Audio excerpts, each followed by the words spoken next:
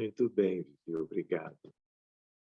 Então, queridos, nós vamos nos preparando, já somos mais ou menos 27 participantes, são agora 4 minutinhos do horário combinado. Então, para darmos início ao nosso estudo da mediunidade, seguindo, né, as nossas etapas, eu vou dando boa noite para a Luciana também, e vendo-a presente, pedir a ela que, antes até da prece, ela cante uma música para nós e nós vamos acompanhá-la mentalmente. É tão bom olhar o céu e ver a imensidão, ir no pensamento além, saber que a vida é muito, é sempre mar, é mar, herdeiro que tu és do infinito azul, para sempre aprender a amar, servir, liberta o coração e voa para amplidão, com fé em Deus e as mãos na terra. Tantos choram sem saber que a vida não tem fim. Abra os braços, solte a voz, declame esse poema de amor, de amor, e o amor será maior, a esperança, a luz, e a terra uma campina, um sonho em cor. Liberta o coração, liberta o teu irmão, e a terra será livre, um lar então. Vais viver com alegria o infinito aqui. Vais viver com alegria o infinito aqui. Vais viver com alegria o infinito aqui. Que assim seja. Que assim seja. Obrigado, Luciana, em nome de todos. Então, queridos amigos, nós vamos buscando a nossa prece.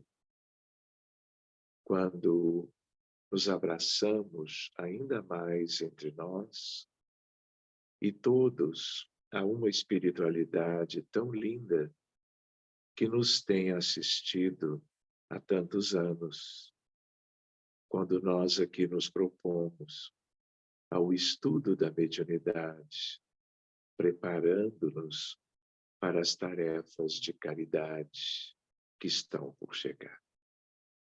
Senhor Jesus, muito obrigado por todas as providências em nosso benefício, por nos teres reunido assim, permitindo que estudemos os temas espíritas em família. E nós, desde logo, também como uma manifestação de gratidão, desejamos oferecer, enquanto estamos reunidos, todos os melhores fluidos do nosso mundo íntimo, pessoal, celular. As moléculas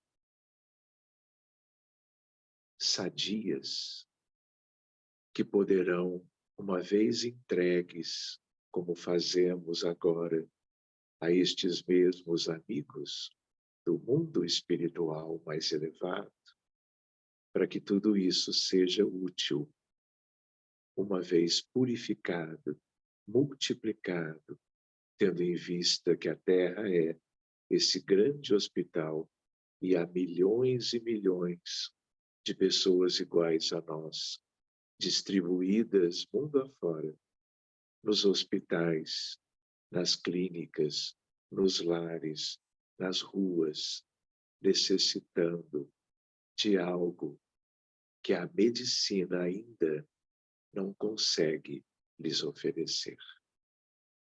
Estamos contentes porque vamos nos vendo, nos reunindo em torno do tema da mediunidade e te rogamos a assistência durante toda a reunião para que tudo transcorra em paz e com a alegria entre os céus e a terra, a benefício de todos.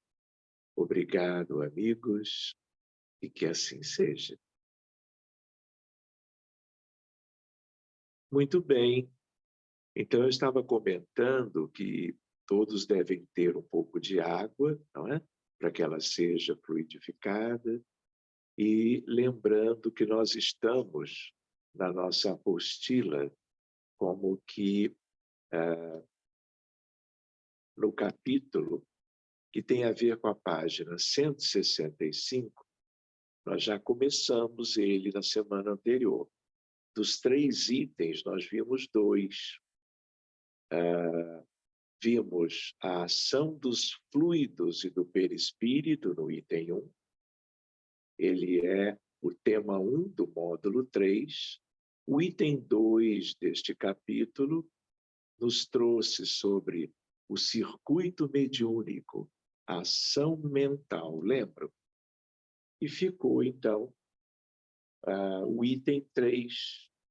E eu me lembro que eu enviei para vocês um pequeno texto, aliás, um pouquinho maior do que o usual, sobre a glândula pineal, sobre a psico-neuro-imunoendocrinologia.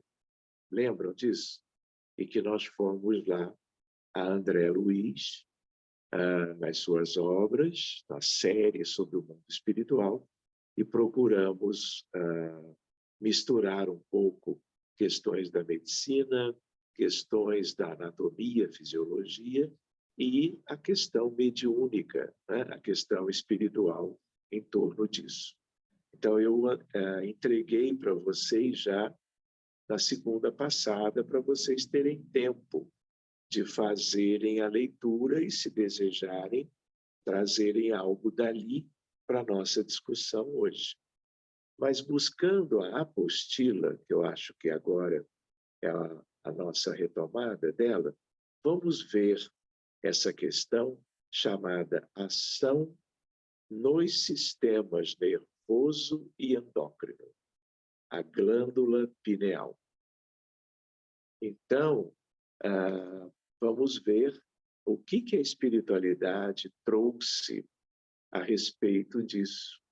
E quando fazemos a leitura, vocês podem me acompanhar, nós entendemos, não é, que a doutrina espírita sempre foi tida como uma doutrina de revelação.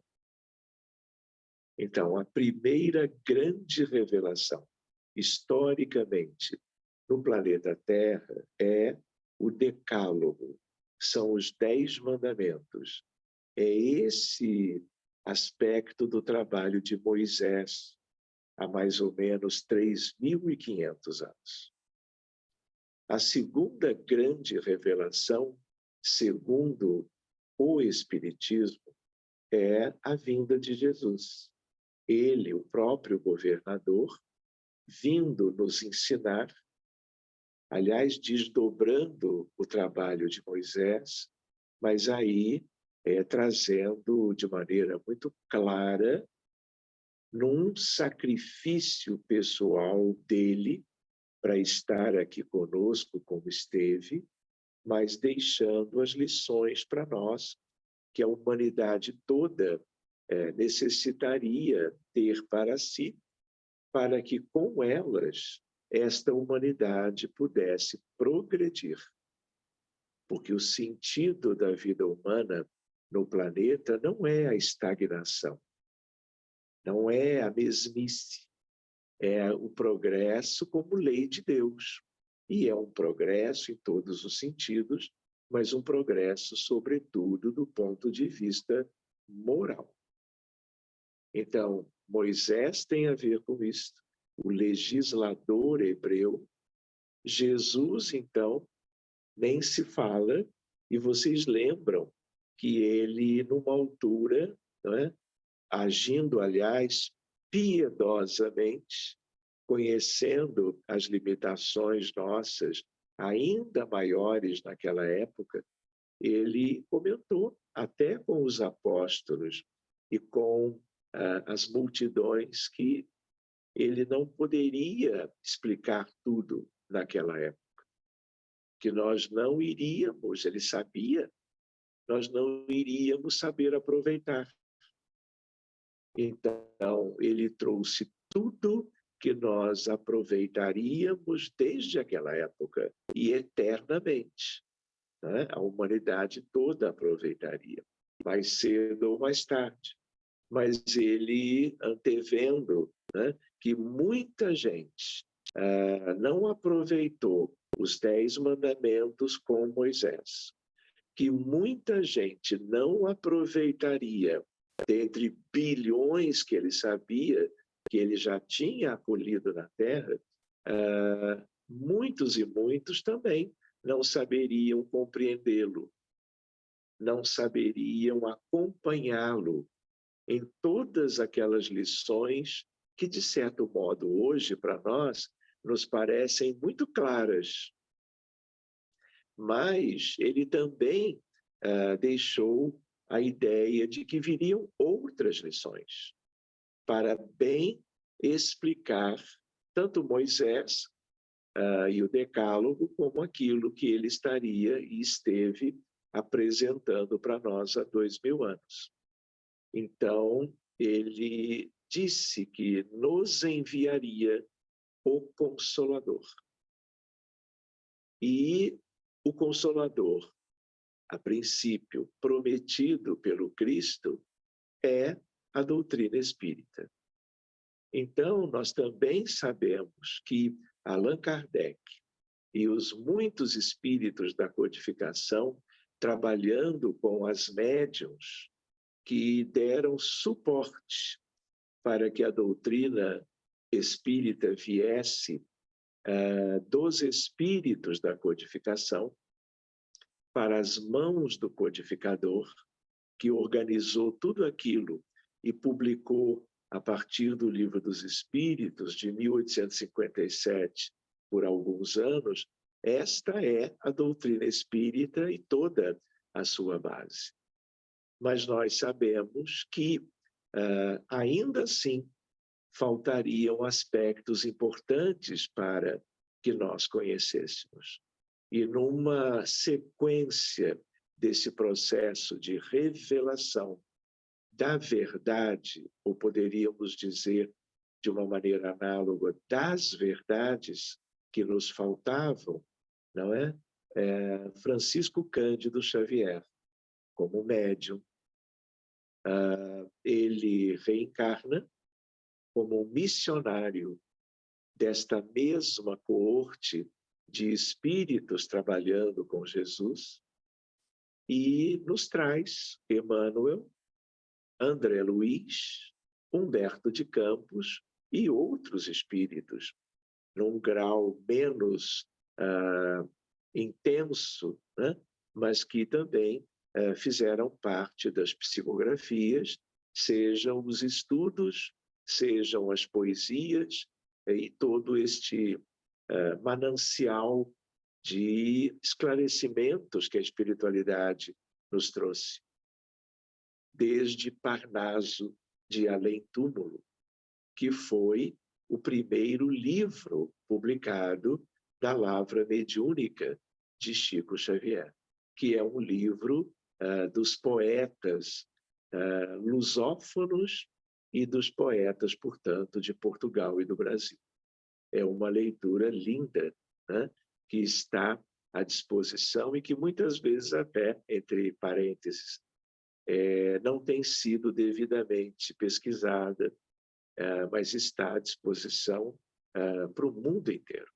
Então, quando nós trabalhamos esse tema hoje, estamos com o André Luiz, não é? Nos dando subsídios novos.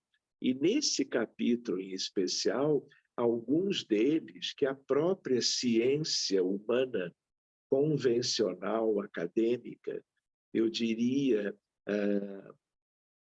a neuroanatomia, a neurofisiologia, as neurociências, ainda não estudaram desse modo, confirmando as colocações de André Luiz. Então, com isto, de novo, a ideia da revelação. Nós vamos guardando isso tudo como verdades e algumas delas esperando como que o avanço da ciência acadêmica para que isso possa ser, como esperamos, devidamente confirmado. Mas que bom que a doutrina é uma antecipação de questões que, se fôssemos esperar pelo desenvolvimento científico convencional, nós teríamos que esperar mais. Então, eles nos trazem à frente de tudo, e é isso que nós vamos ver agora, no capítulo 3 do tema 1 do módulo 3, que é onde nós aqui estamos. Então, vamos ver isso juntos? Então, vamos lá. Enquanto permanecer o circuito mediúnico, que foi o tema da vez anterior, ocorrem ações nas estruturas nervosas, especialmente nas do sistema nervoso central, assim como nas glândulas endócrinas, sobretudo nas de secreção interna. Então, reparem, só para lembrar para quem não é da área da saúde, né, o sistema nervoso humano, ele se divide em sistema nervoso central e periférico.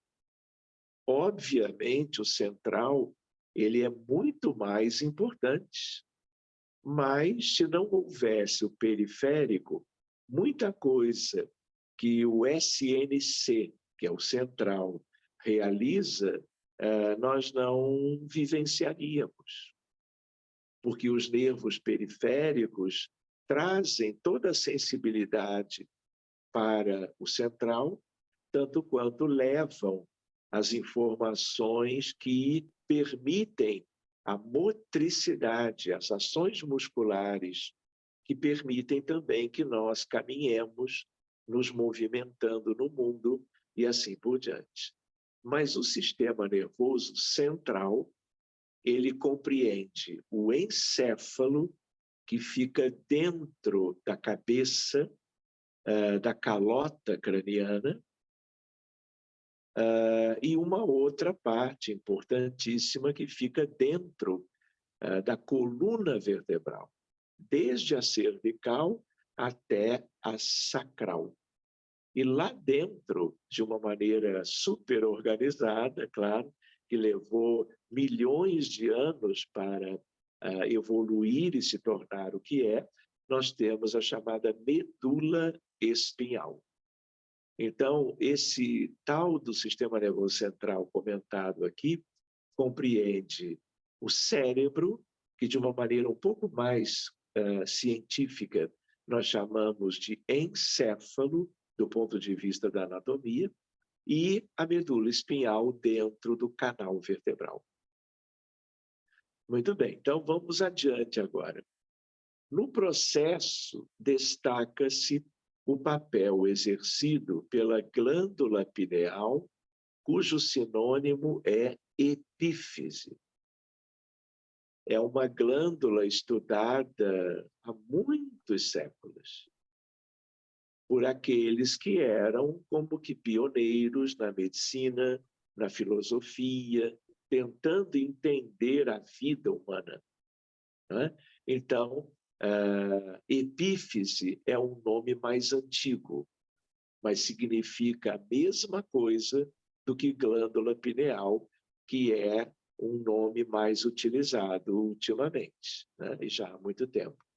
Inclusive pelos espíritas, pelos espiritualistas, por aqueles que começam, de décadas para cá, a trabalhar algo diferente sobre essa glândula. Algo que não é apenas o que cientificamente já está claro sobre ela, e que nós também vamos, por causa do texto, estudar um pouquinho na noite de hoje. Muito bem. Destaca-se o papel exercido por ela, que pela ação preponderante durante o intercâmbio mediúnico e no psiquismo humano em geral, é denominada de glândula da vida mental. Glândula da vida mental é uma expressão de André Luiz, no livro Missionários da Luz. Lembra o instrutor Alexandre? Pois bem, pelos orientadores espirituais que também assim se referem a ela. 2 pontos. No exercício mediúnico de qualquer modalidade, a epífise desempenha o papel mais importante. Dito de uma outra maneira, não há mediunidade nos moldes que nós conhecemos quando entrelaçamos desencarnados com encarnados sem essa glândula. É uma outra ideia para nós guardarmos.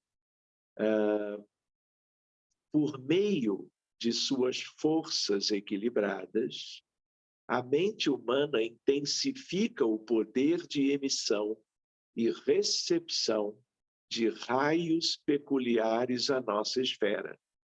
Como quem está ditando o texto, na verdade, é André Luiz com Alexandre, né? Eles estão dizendo da esfera espiritual. Então, há uma projeção mental, uma irradiação de pensamentos da parte dos desencarnados para os encarnados médiuns, sutis e ostensivos, para que haja a atividade mediúnica, não é? E esses raios que são emitidos no além e recepcionados no aquém pelos médiuns têm a ver com a glândula pineal. Então, sigamos. Segregando delicadas energias psíquicas, a glândula pineal conserva ascendência em todo o sistema endócrino. Então, vale a pena nós nos lembrarmos, para, de novo, aqueles que não se situam tão bem, por não serem da área da biologia, da saúde, né? A ideia de que nós temos, vocês lembram, muitas glândulas. Todo mundo aprendeu, né, no sentido da tireoide, das suprarrenais e de outras. Por exemplo, o pâncreas tem uma parte endócrina que fabrica insulina. Ele tem uma outra parte também. Mas, ou seja, existe um mundo das glândulas.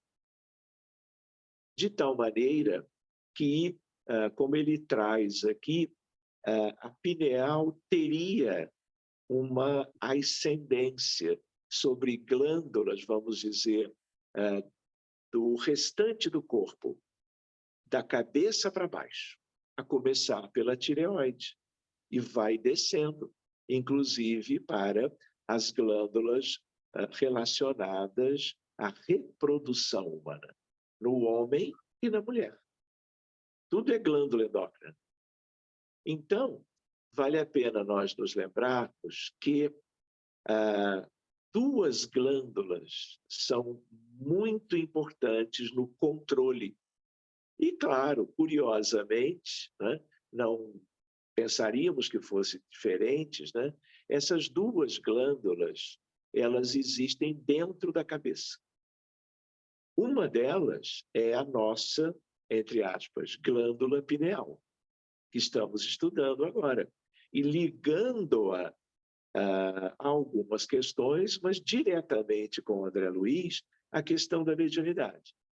E existe uma outra que todo mundo conhece, já ouviu falar, que não tem a ver tanto com a questão da mediunidade, tem a ver com coisas importantíssimas do controle metabólico, endócrino do ser humano, do corpo físico, que é o hipotálamo.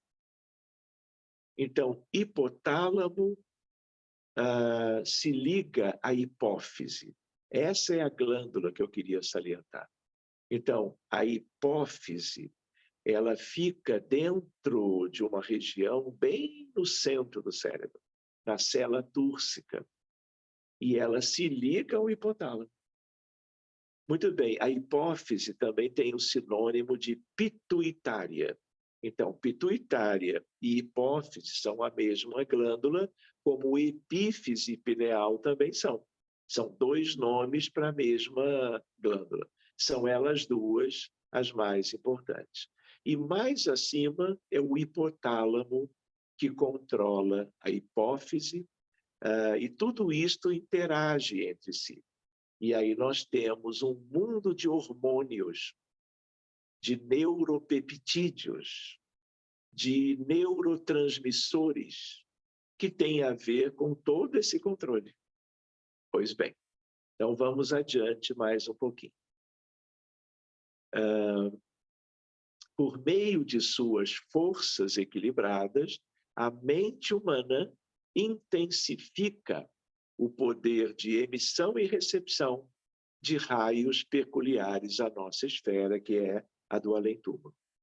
Seguindo, segregando delicadas energias psíquicas, a glândula pineal conserva ascendência em todo o sistema endócrino. Ou seja, todas as glândulas do cérebro para baixo têm a ver com algo da glândula pineal. Mas também, por sua vez, tem a ver com a pituitária, a hipófise e o hipotálamo, que controla isso tudo. Pois bem, ligada à mente por princípios eletromagnéticos do campo vital, que a ciência comum, vejam, ainda não pôde identificar, comanda as forças subconscientes sob a determinação direta da vontade. Gente, tudo isso às vezes parece simples, mas tem a sua complexidade. Nós estamos dando os primeiros passinhos, envolvendo anatomia, neuroanatomia, neurofisiologia, neuropsiquismo e as questões mentais e espirituais. Correlacionar isso tudo não é simples, mas nós estamos dando os passinhos que temos e devemos dar agora. Muito bem. As redes nervosas ou redes neurais constituem-lhe os fios telegráficos, são os neurônios entrelaçados, neurônios de todo o cérebro humano, especialmente da cabeça, do encéfalo. Pois bem, constituem-lhe os fios telegráficos para ordens imediatas a todos os departamentos celulares e, sob sua direção, efetuam-se os suprimentos de energia psíquica a todos os armazéns autônomos dos órgãos. Ou seja, é uma ideia de que há vínculo entre hormônios, entre neuropeptídeos, entre redes neurais e todo o restante do corpo, que envolve as células. 30 trilhões de células é o que nós, a princípio, possuímos. E isso não é simples. Isso tem toda uma complexidade. Mas também vale lembrar que isso é um projeto divino e que tem a ver com dezenas de milhões de anos. Nós agora estamos podendo, pelo avanço da ciência comum, anatomia, fisiologia, estudarmos isso, né? Mas isso é fruto de um desenvolvimento de muito tempo, até que os hominídeos chegaram na condição do Homo sapiens, que é o que nós somos ainda, Homo sapiens sapiens. Lembram do colégio? Pois bem, durante a formação do circuito mediúnico, vejam, próprio do estado de transe mediúnico, vamos nos imaginando trabalhando mediunicamente. As ondas mentais emitidas pelo espírito comunicante deslocam-se ao longo do córtex cerebral do médium. Então, vale lembrar, do ponto de vista neurofisiológico, a córtex cerebral, dividida em lobos frontais, na verdade, lobo frontal, parietais, temporais e o occipital, é a parte mais desenvolvida do ponto de vista neurobiológico, a córtex cerebral. Por isso ela está no alto da cabeça, na parte mais alta do encéfalo. E dali para baixo nós temos comunicações entre tudo. Então, existe a parte superior, a parte mediana e uma outra parte que vai fazer conexão com a medula espinhal, que é o tronco cerebral. Então, nós temos a córtex cerebral, o diencéfalo e o tronco cerebral. Nesse conjunto, nós temos o encéfalo dividido em 3 andares, como, aliás, André Luiz estudou. Não é? Então, vamos chegando pertinho. Então, voltando, durante a formação do circuito mediúnico próprio do estado de transe mediúnico, as ondas mentais, a partir do espírito comunicante, vão abranger a córtex toda em processo de varredura. Também poderíamos dizer de espraiamento, até atingirem a região mediana do cérebro. Essa região mediana é o diencéfalo, e é nela que nós encontramos a pineal ou epífise, a pituitária ou hipófise, e o hipotálamo acima das outras duas, já bem no íntimo do cérebro. Pois bem, até atingirem a tal região mediana do cérebro, onde estão localizadas estruturas nervosas diretamente envolvidas nas funções psíquicas do ser humano. Leia-se, glândula pineal. Nesse local, é possível ao espírito comunicante acessar, vejam, memórias do médium, sob a concordância deste, uma vez que os impulsos mentais do desencarnado estão ligados à mente do intermediário, que é o médium encarnado. E aí, este acesso às memórias tem a ver com memórias da vida atual, mas a memória integral, envolvendo questões antigas, de outras vidas. Porque todos os médiuns de hoje, ou de qualquer época, tiveram muitas vidas. Todo mundo as teve. De tal maneira que a memória, sendo acessada pelos desencarnados, ajuda na produção mediúnica. E querem ver uma curiosidade? Por isso que é importante lembrar que a memória antiga tem o mesmo valor da memória da vida presente.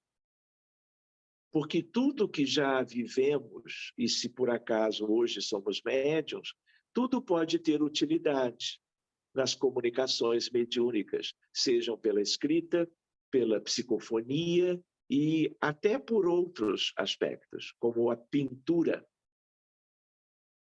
Então, a memória integral para as coisas que são relevantes para o progresso tem todo o seu valor. Por exemplo, Francisco Cândido Xavier, que é o nosso grande exemplo, ele, de propósito e dentro de uma programação, ele veio viver uma vida no interior de Minas Gerais, uma vida muito humilde, desde a infância.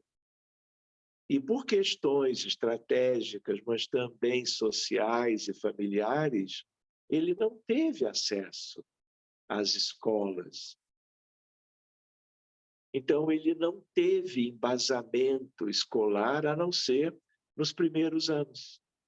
E ele foi logo trabalhar, foi ajudar a família, né? Teve um emprego muito simples. Então, e vejam, através deste médium, lembrando de correlacionar essa lembrança agora com o que acabamos de ler na apostila, a espiritualidade acessou não as aquisições intelectuais da vida presente como Chico Xavier, mas acessou todo um tesouro intelectual que ele havia adquirido em vidas anteriores. Como é algo que pode acontecer com qualquer um. Mas eu citei esse exemplo porque ele é o exemplo, em vários aspectos. Então, é válido nós nos lembrarmos disso agora, que toda aquisição é patrimônio de quem quer que seja. E um dia, quando menos esperamos, pode ser imensamente útil nessa integração entre os desencarnados e os encarnados médiuns, para uma finalidade qualquer. E vocês vão lembrar comigo que quase 500 livros foram psicografados por Francisco Cândido Xavier. Livros, inclusive, que nós hoje estamos, por André Luiz, estudando e envolvendo questões técnicas que Chico não teve chance de estudar nessa vida, como neuroanatomia, neurofisiologia. Então, é bem esse lance aqui de uma memória integral. Acessar memórias do médium, envolvendo as outras vidas. Seguindo adiante.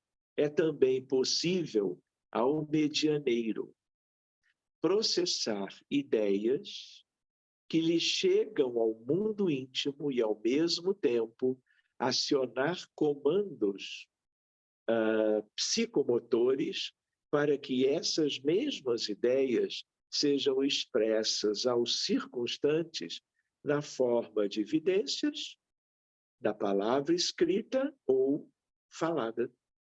Ou seja, todas essas áreas, elas envolvem circuitos anatômico-fisiológicos de certa complexidade, que tem a ver com o falar, o escrever e o enxergar. são sistemas desenvolvidos ao longo de milhões de anos. São exemplos, então, de comandos psicomotores. O movimento da mão na psicografia. Vocês imaginam a psicografia automática? O médium, muitas vezes, está longe do seu corpo. E o espírito está atuando na parte do sistema nervoso que permite a qualquer um escrever. Ele toma da mão, do braço, e de todo o controle da mão e do braço para que o médium escreva. Emissão verbal na psicofonia. Não é? Então, a elaboração da voz, o sistema vocal humano, tem todo um controle do sistema nervoso central e uma parte do periférico. Manifestações ópticas ou visuais, auditivas ou óticas, respectivamente na vidência e audiência mediúnicas. Enquanto durar a comunicação mediúnica, o médium é mantido sob os cuidados e a atenção da equipe espiritual que dirige o grupo mediúnico, permitindo que os sistemas nervoso central e periférico e endócrino sejam preservados. Com a atuação preventiva dos benfeitores espirituais, antes da comunicação mediúnica, as células nervosas recebem novo coeficiente magnético, para que não haja perdas lamentáveis do tigroide. Tigroide é um nome muito antigo. Ninguém mais usa isto, né? Hoje, e já há algum tempo, em neuroanatomia, quando se estuda a célula nervosa, que é o neurônio, né? Existem os chamados corpúsculos de início, e eles têm a sua importância, né? Então, para que não haja perda dessa substância preciosa que todos os seres humanos, todos os neurônios, todos os cérebros humanos possuem, não é? Há um determinado controle magnético por parte da espiritualidade, por parte dessa assistência espiritual. Às vezes, quando o médium se sente cansado, depois de algumas horas de trabalho mediúnico, esse cansaço ele também pode ser mental, além do cansaço físico, de tal maneira que há um dispêndio quando as reuniões são muito movimentadas e duradouras, dentro de um planejamento muito bom, né? E havendo poucos médiuns para a devida contribuição, sobrecarrega-se um que outro. E aí a perda de ectoplasma, a perda de fluidos vitais, daí o cansaço orgânico, mas o cansaço mental tem a ver com alguns itens. E um dos itens é a perda de material do corpúsculo ou dos corpúsculos de início. Seguindo adiante um pouquinho, André Luiz fornece muitos outros esclarecimentos relacionados ao atendimento ao médium antes da manifestação mediúnica do comunicante espiritual, mas que podem ser assim sintetizados. Então, com isto, com um pequeno resumo, nós vamos concluindo esse item 3 do tema número 1 do módulo 3, só para nos situarmos de novo. O sistema nervoso simpático agora é outra questão. O sistema nervoso central e periférico tinha a ver com o encéfalo e a medula. Outro sistema que colabora nas funções orgânicas é o sistema nervoso simpático e também tem o parasimpático, que são irmãos entre si, um faz uma coisa, outro faz em oposição, de um modo geral. Mormente, o campo autônomo do coração recebeu auxílios energéticos e o sistema nervoso central foi convenientemente atendido para que não se comprometa a saúde do trabalhador de boa vontade.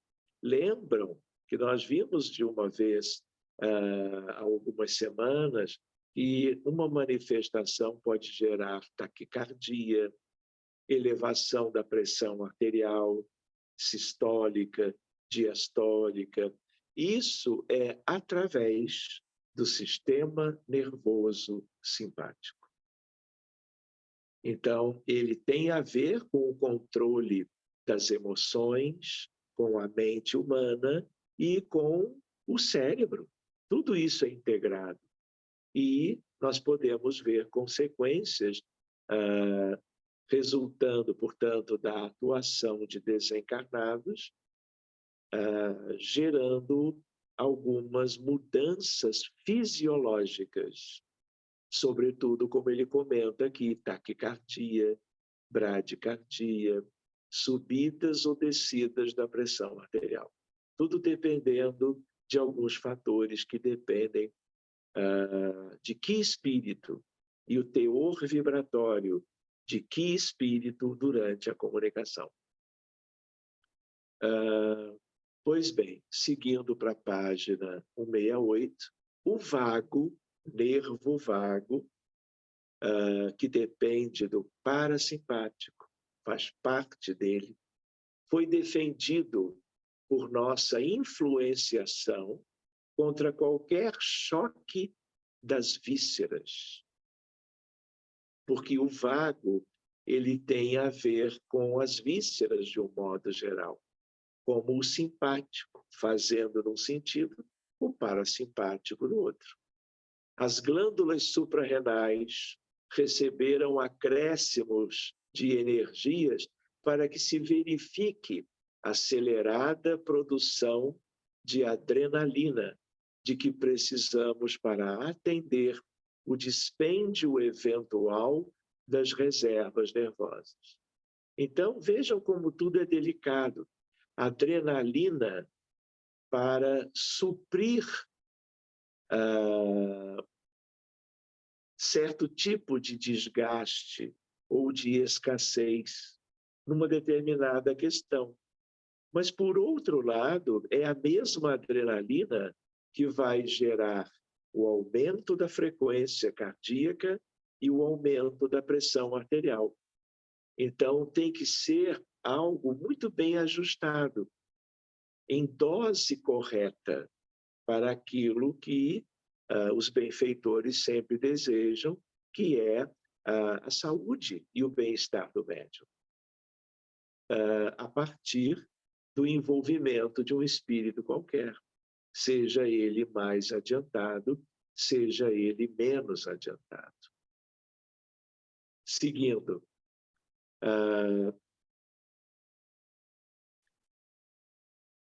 como durante o intercâmbio mediúnico há significativa atuação no sistema nervoso central e periférico, no endócrino é fácil perceber que ocorrem também reflexos em todas as demais estruturas orgânicas do corpo físico e do perispírito, especialmente do corpo astral do perispírito, que é aquela parte externa do perispírito de todo mundo que exatamente tem a forma humana.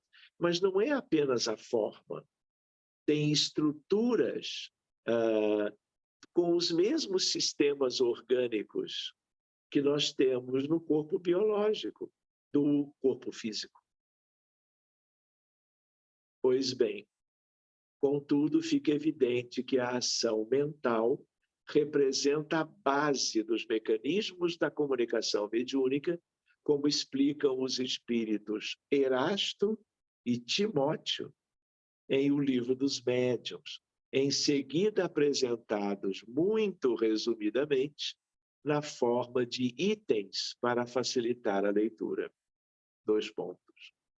De fato, tudo entre aspas, de fato, nós nos comunicamos com os médiuns tão só pela irradiação do nosso pensamento.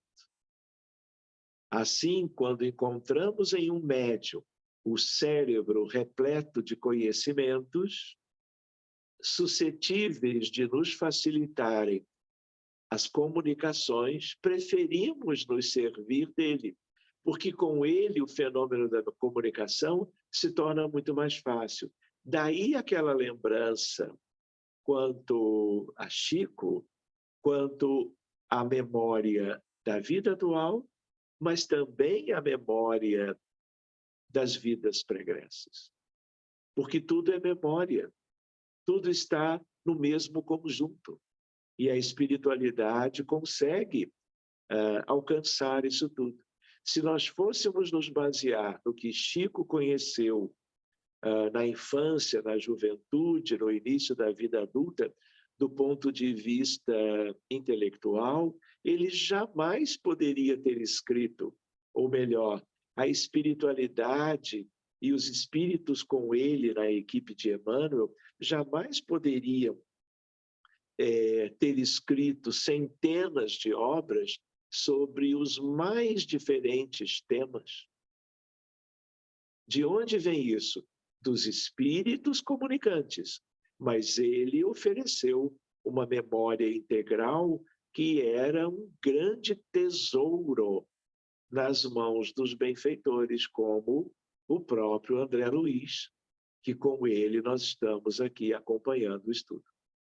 Com um médium cuja inteligência atual ou anterior se ache desenvolvida, o nosso pensamento se comunica instantaneamente, de espírito a espírito. Nesse caso, encontramos no cérebro do médium os elementos apropriados a dar ao nosso pensamento a vestimenta da palavra que lhe corresponda. E isso, quer o médium seja intuitivo, semimecânico ou inteiramente mecânico. E é curioso, vale a pena recordarmos, que mediunidade é uma coisa histórica, é uma coisa que existe desde sempre. Agora nós podemos estudar isso corretamente. Agora nós temos, em meio aos livros espíritas, conteúdos extraordinários, né? Bem nos moldes da ideia de Jesus de um Consolador prometido. Mas se nós vamos para, vamos dizer, o dia de Pentecostes, nós estamos na história da humanidade há 2000 anos atrás. E o que aconteceu? Nós tivemos aqueles médiuns, muitos deles, os apóstolos e os discípulos escolhidos para aquela tarefa, não é? Exercendo a xenoglossia coletivamente, de uma maneira que nunca se viu e talvez nunca se vá ver novamente. E eles não tinham todos aqueles idiomas conhecidos, muitos deles idiomas já como línguas mortas, não é? Por que eles se tornaram médiuns de xenoglossia? Porque eles já tinham vivido antes. Eles já tinham estado, vamos dizer, lidando com estes idiomas em vidas anteriores. Então, os espíritos daquela potência, em nome de Jesus, atendendo ao planejamento lá de cima, eles eram os médiuns que tinham na sua memória integral o que era devido. E é curioso, porque não foi nenhum ou dois a levarem a efeito a xenoglossia. foi um aspecto tão dramático, tão chamativo, que aquilo mudou uma ideia para muitos do cristianismo primitivo sobre a influência dos espíritos na vida humana. E abrindo a janela da mediunidade para a história humana. E foi algo tão inusitado que deu ensejo a uma vertente, não é, do cristianismo, que são os pentecostais, nossos irmãos. Pois bem,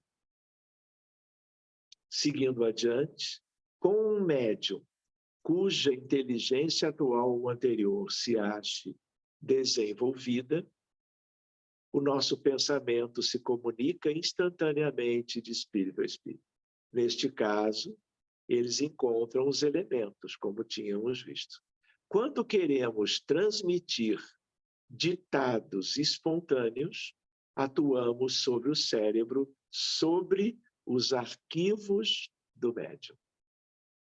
Muito bem, meus amigos, com isto, nós completamos esse primeiro tema do módulo 3, e eu agora convidaria os amigos aqui para que, eventualmente, tragam um comentário, uma reflexão ou uma dúvida qualquer, desde que, claro, relacionados ao nosso tema.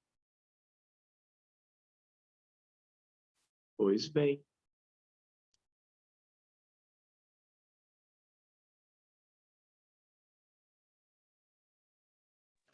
Boa noite. Boa noite a todos. Eu tenho um comentário, doutor Sérgio. Levando aqui em consideração a questão, né, que durante a comunicação mediúnica, a necessidade da equipe espiritual de estar auxiliando o médium, né, partindo dessas questões do sistema nervoso, do sistema endócrino, assim, remete à questão da importância do estudo e de estar alinhado, né, trabalhando junto numa equipe séria, né, porque eu fiquei pensando aqui, se estiver praticando a mediunidade sem ter esse apoio espiritual, o que isso pode acarretar até a questão de alguma doença, né, ao médium. É verdade isso? O que você tem a dizer? Olha, Cristiane, o mero exercício da mediunidade, ele talvez não levasse a um prejuízo maior da parte da saúde do médium.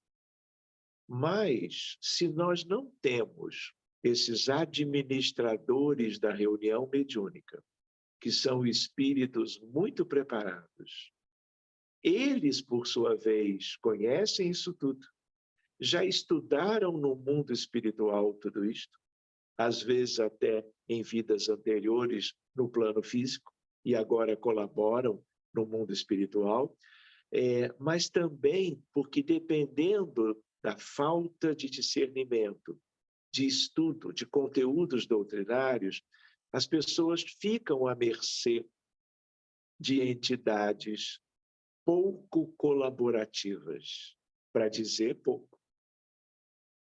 E, às vezes, quando isso é numa tonalidade mais nítida, né? Em relação aos obsessores. Inclusive, os médiuns de boa vontade, eles também são visados. De tal maneira que, até com proteção, os médiuns precisam fazer a parte deles, né? Então, é esse conjunto que sugere, por ser um mundo onde o exercício da mediunidade está sendo praticado e sobre o qual nós estamos estudando, que é um mundo de muitas dificuldades morais, onde grande parte dos desencarnados vivem no umbral inferior, nas trevas, né? Os cuidados têm que ser redobrados. E o que nos ajuda? os conteúdos doutrinários espíritas, o merecimento pelo uso do seu dia a dia nas atividades de caridade, porque isso atrai os espíritos do bem e afasta os espíritos contrários. Por isso que toda hora essa temática vem. Então, é inimaginável o exercício da mediunidade nos moldes do movimento espírita, da instituição espírita séria, em reuniões sérias, sem o preparo devido do médium. E não é o preparo, não, eu acho que agora já dá e começa a trabalhar. Não é? Nós já vimos isso aqui, isso é uma questão a longo prazo.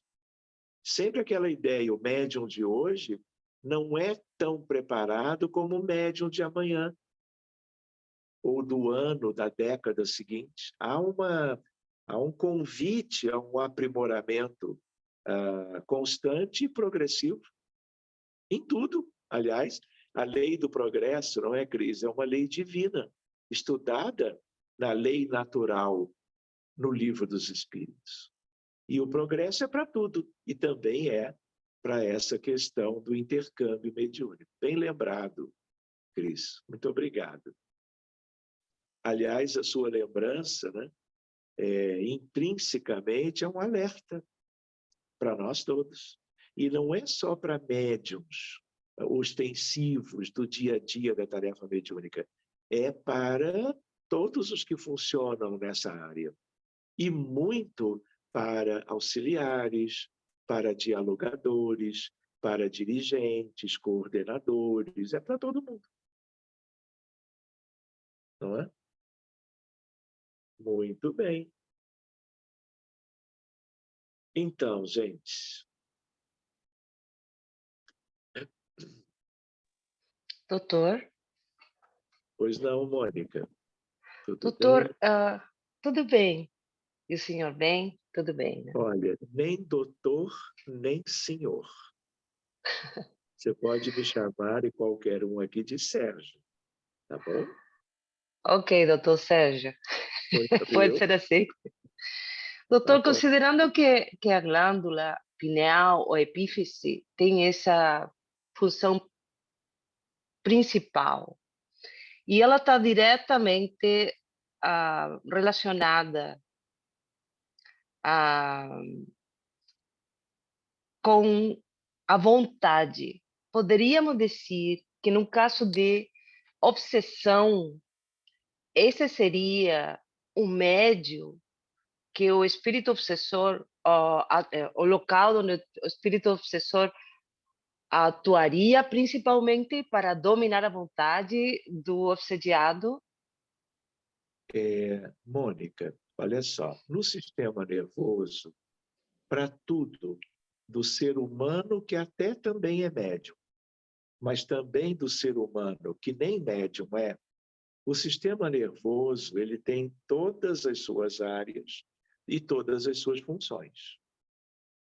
Então, não é que só a epífise ou pineal seja a concentração de tudo de mais importante. Ela tem a sua importância, mas a córtex cerebral também tem.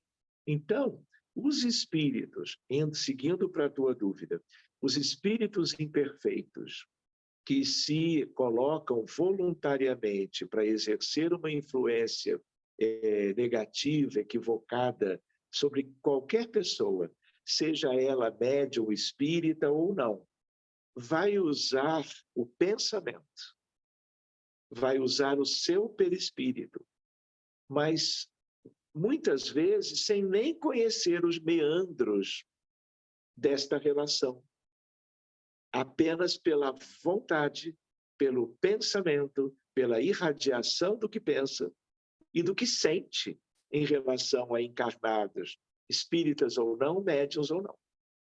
Eu só queria fazer uma pequena observação, Mônica, é que nós estamos estudando a pineal no campo do estudo da mediunidade, mas nós não podemos deixar de lembrar que existem substâncias no sistema nervoso que são muito importantes. E na fisiologia humana, nós temos a melatonina. A melatonina é um neurohormônio que é secretado e vai para a circulação a partir da glândula pineal. Então, a glândula pineal ela tem a ver com o ritmo circadiano, com a alternância entre a vida humana de dia e de noite. Então, quem nos ajuda a dormir é a pineal, porque é a melatonina que ela fabrica que induz a sonolência e o sono, que é algo para os encarnados vital para a saúde humana. Então, existe ocitocina, serotonina e outras substâncias dessa neuroquímica cerebral, deixando a adrenalina, noradrenalina de lado, as endorfinas. Tudo isso é uma questão para se estudar. De tal maneira que a melatonina é compromisso, responsabilidade da glândula pineal. O contrário para o despertar é a serotonina. Então, há todo um ajuste, um controle, uma balança, um equilíbrio entre a serotonina, que é fabricada em parte pequena no cérebro, em parte maior nos intestinos humanos, pelas células cromafins dos intestinos. Então, é a serotonina que, quando você acorda, te dá condições de, após o sono fisiológico, você partir para o dia novo que está inaugurando. Eu gosto de brincar, de dizer que a primeira coisa que eu faço quando acordo é buscar uma xícara de café. Então, eu brinco dizendo que sem o café, a minha alma não entra no corpo para o dia seguir normalmente. Então, provavelmente, o café tem relação com a serotonina. E aí eu estou, como todo mundo, de certo modo, pronto para um novo dia de vida. Então, eu tenho a melatonina. Muitas vezes, hoje, você usa a melatonina para algumas finalidades em medicina, sobretudo em psiquiatria, para você ajudar o paciente com insônia. Pode ser uma criança com autismo, pode ser uma criança com TDAH, pode ser um adulto de qualquer idade. E a melatonina pode ser prescrita, claro que sempre, sob controle do colega médico. Enfim, é apenas uma observação a mais. Tá? Muito obrigada, doutor. Obrigado a você, Mônica. Então, queridos, vamos fazer a nossa prece, porque agora já são 8h12. Quem quiser, durante a prece, tomar uma folha de papel, uma caneta, um lápis, e, eventualmente, escrever qualquer coisa, fique à vontade. Por outro lado, aqui no grupo, quem eventualmente estiver mais cansado, estiver vivendo uma questão médica qualquer, não é? Pode se recostar, pode se deitar, pode ter, como todos devem ter, um pouco de água e colocar-se numa condição mais para receber assistência espiritual.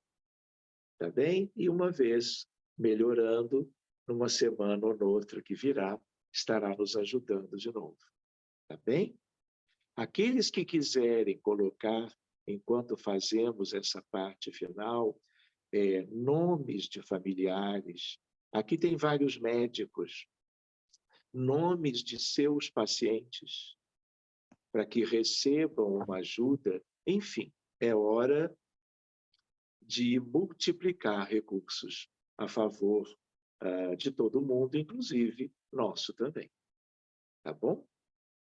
Então, eu vou pedir para a Luciana cantar mais uma música para como que uma mudança do tom da reunião, né, para as questões do auxílio aos necessitados.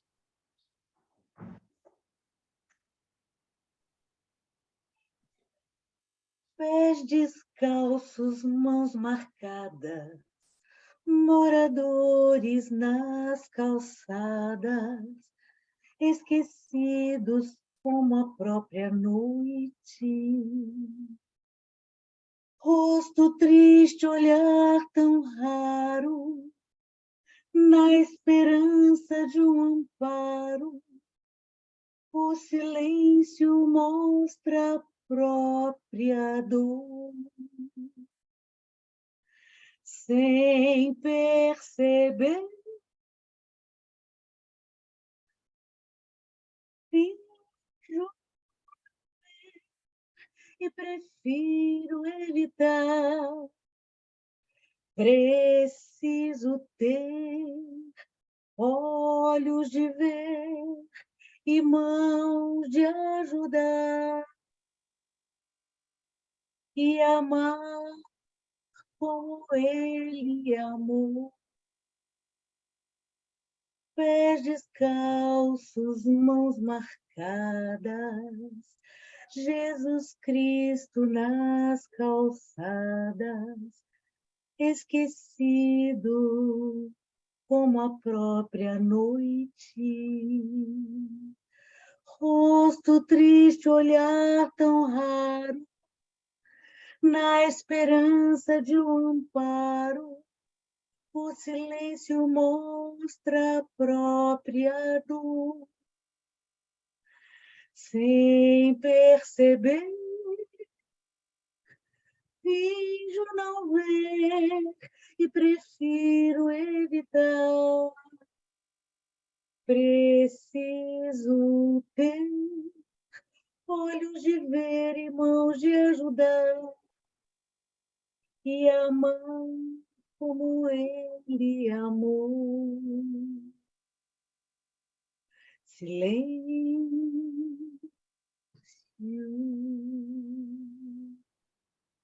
acalme o coração. Pés descalços, mãos marcadas. Silêncio, silêncio.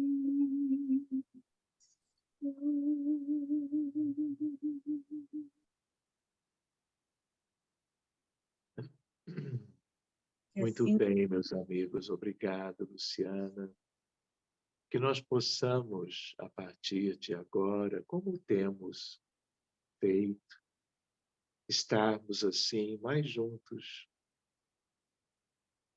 buscando uma equipe coesa pelo abraço mútuo de irmãos e amigos que compomos esta família do estudo da mediunidade. E nós que temos tanto no potencial de auxílio, desejamos que a espiritualidade que vem nos dando cobertura, assistência, desde o início dos trabalhos, eles percebam que, sobretudo por agora, desejamos oferecer o melhor ao nosso alcance, mesmo pequenos, em suas mãos dadivosas, para que eles consigam operar a benefício de espíritos desencarnados em tão grande número e expressão da nossa humanidade, tanto quanto a todos aqueles que estão enfermos nos respectivos lares, nas ruas, quase que sem assistência alguma, tanto quanto aqueles nos hospitais e clínicas do mundo inteiro. que Jesus, o divino amigo, conhecendo a todos por aqui, e através do amor de tantos espíritos, daqueles mais sensíveis e operosos no mundo dos espíritos, eles envolvam o nosso planeta, trabalhando por uma mudança no mundo íntimo de todas as criaturas, iluminando a Terra e a sua psicosfera, para que este envoltório fluídico, uma mistura de elementos maravilhosos do universo de Deus, das estrelas, das humanidades solidárias, tanto quanto da contribuição pequenina, singela, de todos aqui e os demais que oram pelo bem-estar da humanidade daqui. Que esse conjunto tenha a condição de trazer benefícios quanto à recuperação da saúde, eventualmente até da cura dos males que são milhares, espalhados e conhecidos de centenas de milhões de pessoas no mesmo mundo em que nós vivemos e que hoje, nesta noite, podemos nos abstrair de tudo para estudarmos a doutrina espírita, a mediunidade e as ferramentas que nos possibilitarão sermos melhores cooperadores de Deus no nosso futuro. Espíritos tão lindos estão como que envolvendo a Terra, trabalhando com as nossas doações, acendendo luzes em favor da saúde mental, da saúde física, da libertação quanto aos processos obsessivos, o maior flagelo da humanidade, envolvido com os suicídios, os abortos, as guerras, os transtornos mentais, de um modo geral.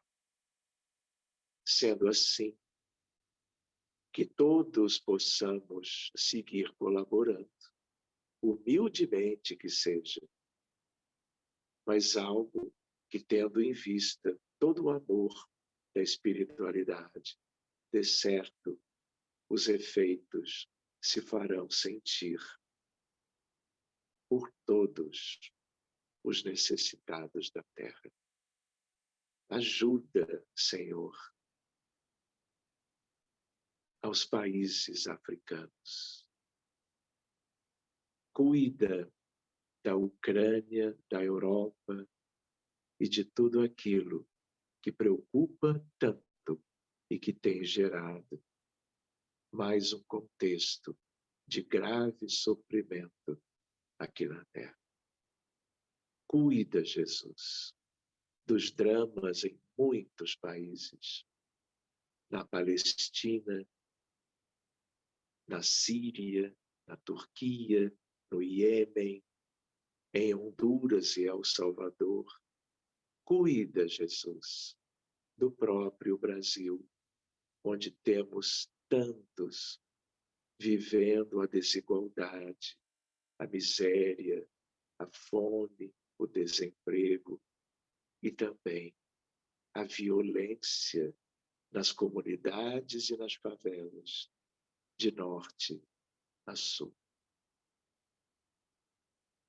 Que tu possas voltar do modo como tu entenderes, contando com aqueles mesmos mensageiros da caridade que estiveram ao teu lado, visitando contigo as multidões, trazendo a todos os elementos de cura, as prescrições sobre